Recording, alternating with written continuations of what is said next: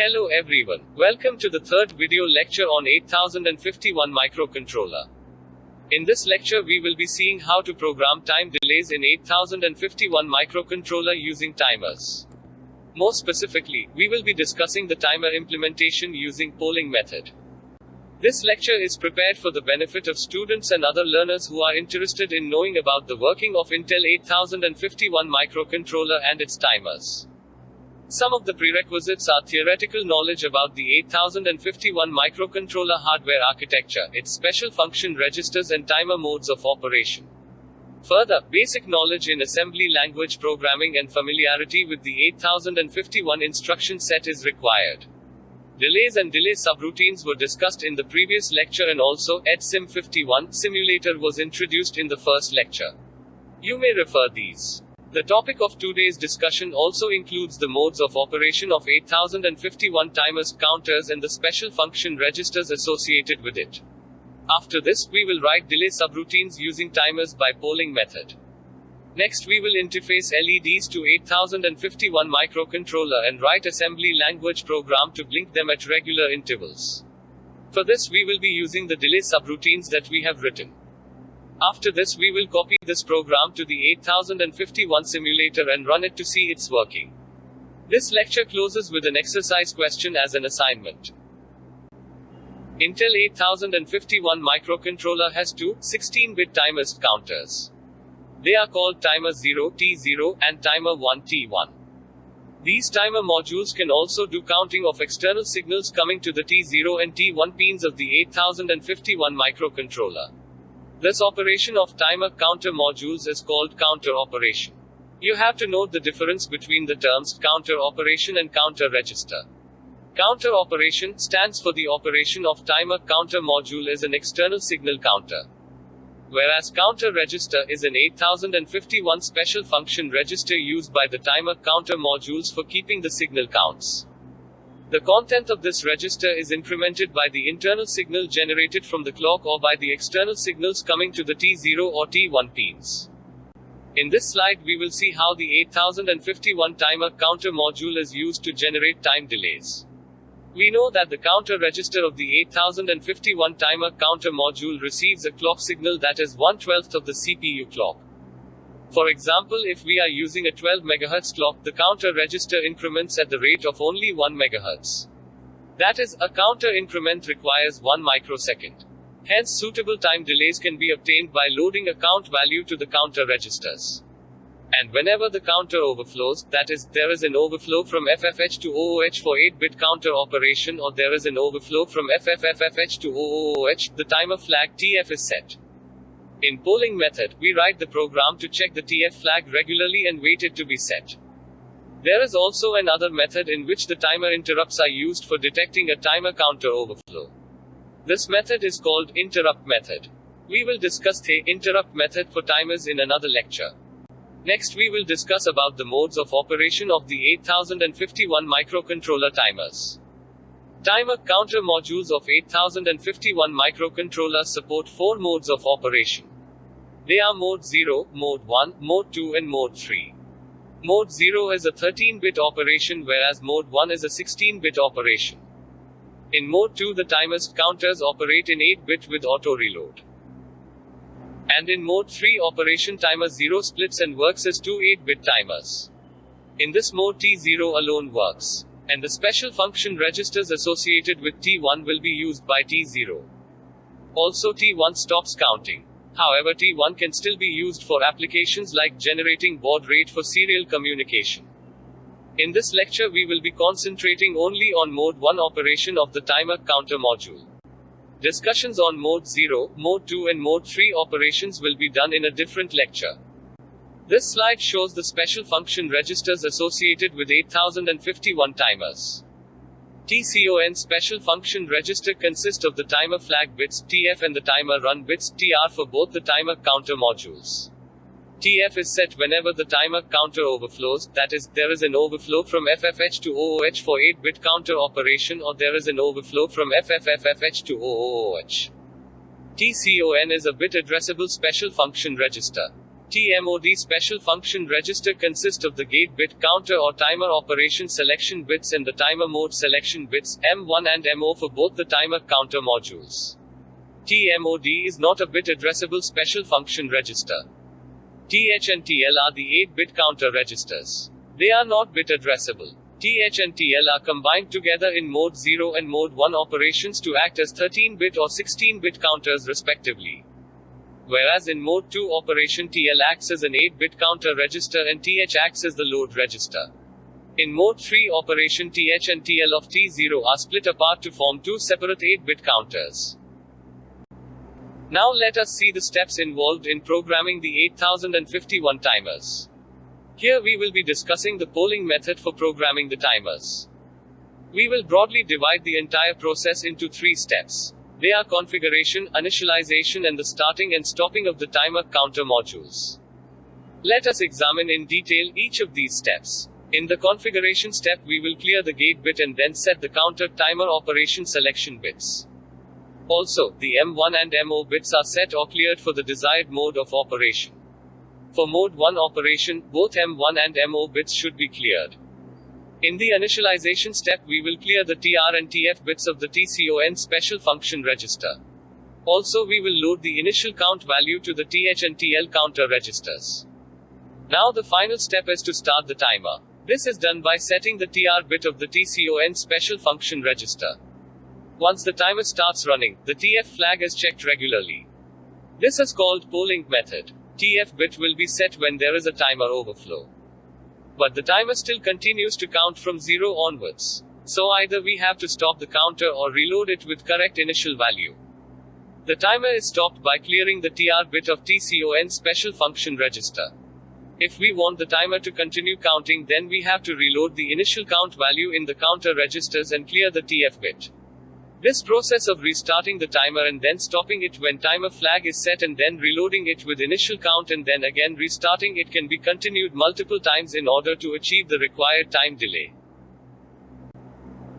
Next we shall see how to write 8051 assembly language programs for each of these steps that we have discussed. For convenience we will write separate subroutines for each step. Let us start with timer configuration. You have to note that in this lecture we are discussing about only the timer operation of the timer counter module of 8051 microcontroller. Also, we will be discussing the mode 1 operation alone. In the following subroutine we will focus on T0 alone. The same logic will apply for T1 also. Now, we will write T0_config subroutine to configure T0 to operate as a timer in mode 1 operation. For this we will move the following binary value to the TMOD special function register as shown. Since only the lower 4 bits of TMOD special function register are used by T0, the higher 4 bits are shown as don't care conditions here. If you want to configure T1 also, then we can put suitable binary values in place of these don't care conditions. For now, you can assume zeros here. Later towards the end of this lecture we will discuss a suitable method on how to modify only a few bits of a bit addressable special function register without disturbing the other bits. Next we shall write the subroutine for initializing T0. We will write T0_init subroutine for this. The timer is stopped first by clearing TR0 bit. And the T0 overflow flag TF0 is cleared. Then we will load the proper initial count, that is, count 1 and count 2, to the timer counter registers TH0 and TL0 respectively. The values of count 1 and count 2 variables will depend on the time delay required. Third, we will write T0_start subroutine to start the T0 timer. For this the TR0 bit is set. The T0_wait subroutine is written next. In this subroutine we will use the polling method to check the TF0 bit repeatedly. So this is like a waiting process. The CPU is simply put in a loop waiting for the TF0 bit to be set. As soon as the TF0 bit is set, the timer T0 is stopped by clearing TR0 bit. Also the timer flag bit TF0 is cleared before returning.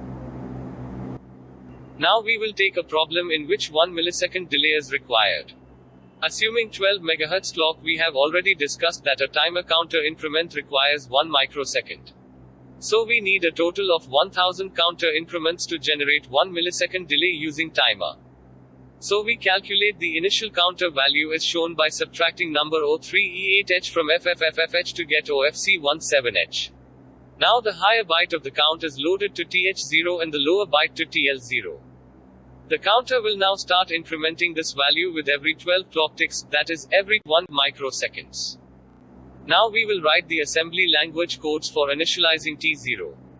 We will write T0_init_1 millisecond subroutine for this.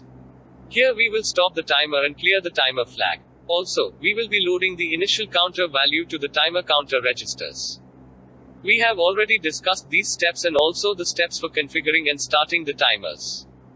Next we will write a subroutine, delay 1 millisecond. Here we will call the already defined subroutines, T0_config, for configuring T0 as a timer in mode 1.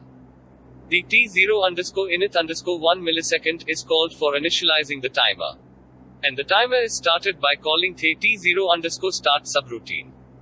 Next, T0_wait subroutine is called to check timer counter overflow and for stopping T0. Next we will take the case of a 1 second delay. Here also we are assuming the 12 MHz clock. And we know that 1 second equals 1000 milliseconds.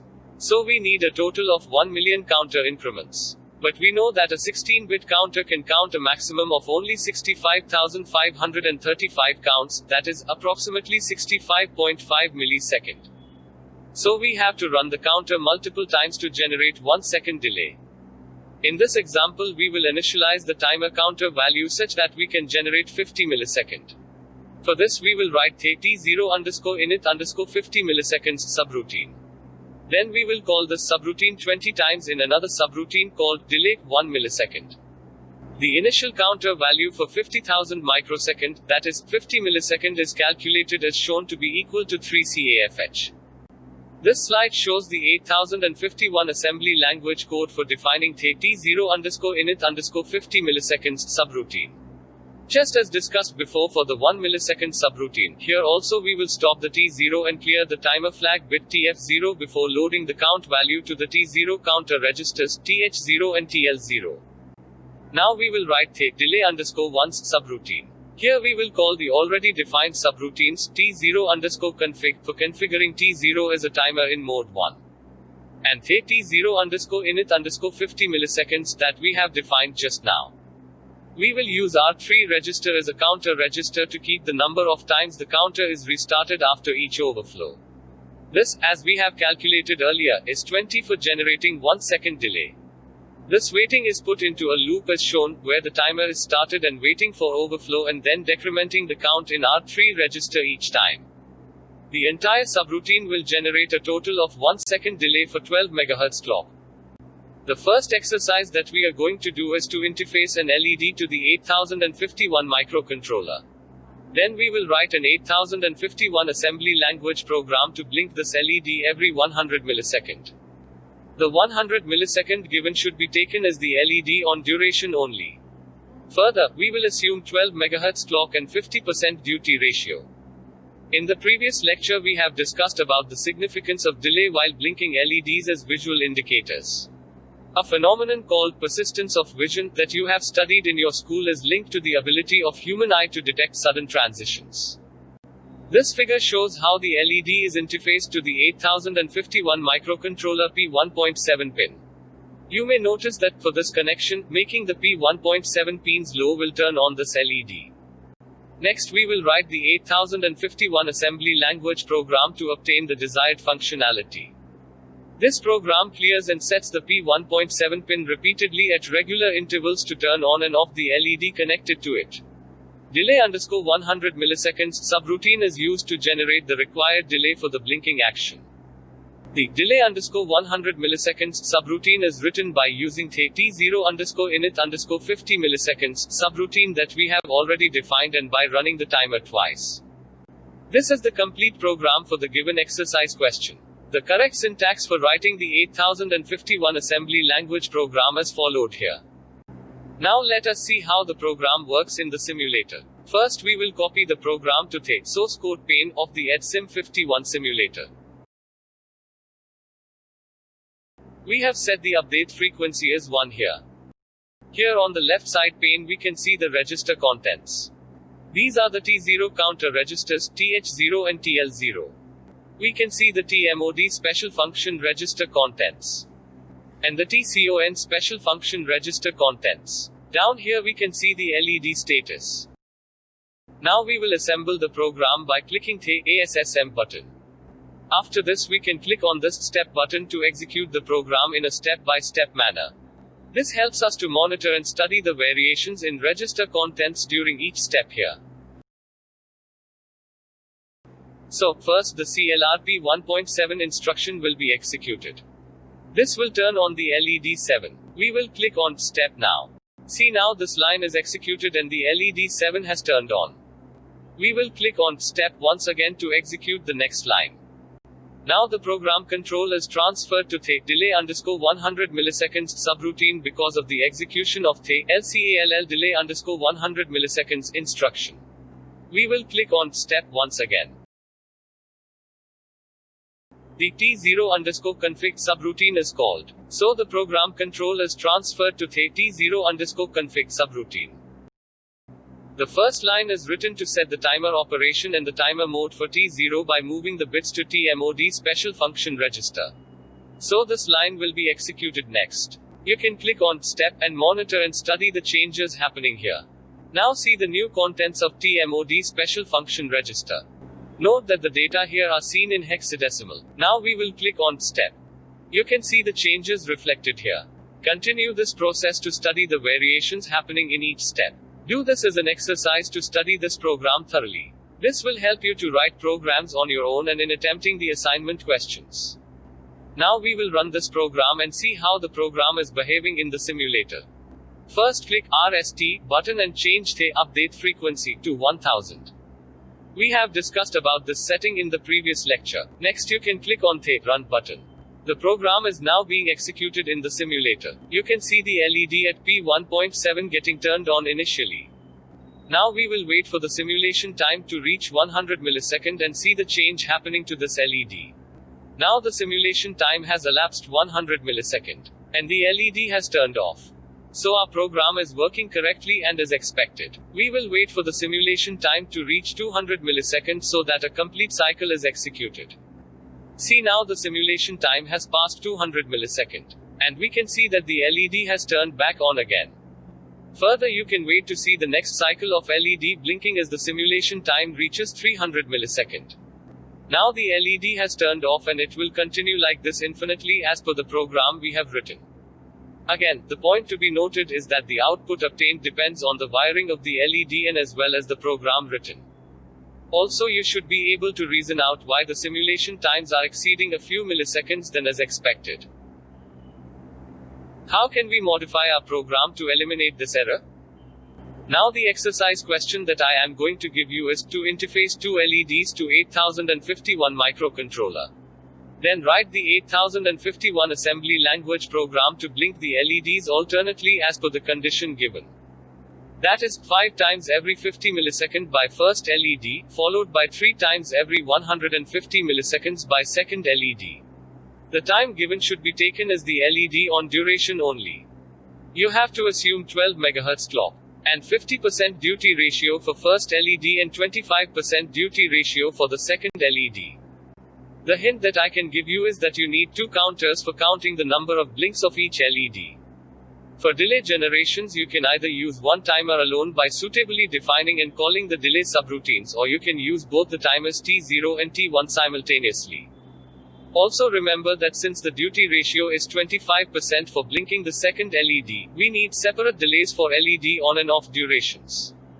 Before concluding, let us see a method for modifying a single bit alone of a byte addressable special function register like TMOD special function register. First, we can move the register contents to accumulator register. Next, set or clear the desired bits using the bit set or clear instructions. This is possible because accumulator register is bit addressable. Now move this new entire byte back to the special function register. This video demonstrates the desired output expected from the exercise question. You can see the red LED is blinking. It has blinked 5 times and now the yellow LED starts blinking.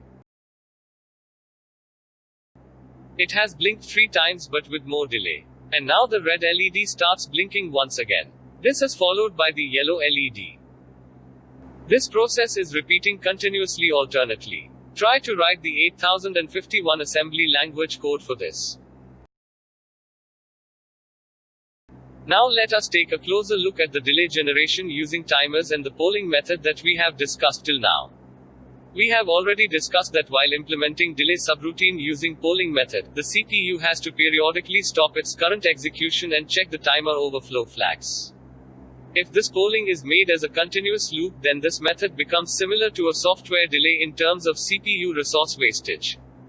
This takes us to the discussion on implementing delay subroutines using timer interrupts. This will be done in the next lecture. You can refer it. These are the literature and websites from where some of the materials were taken. You can refer them.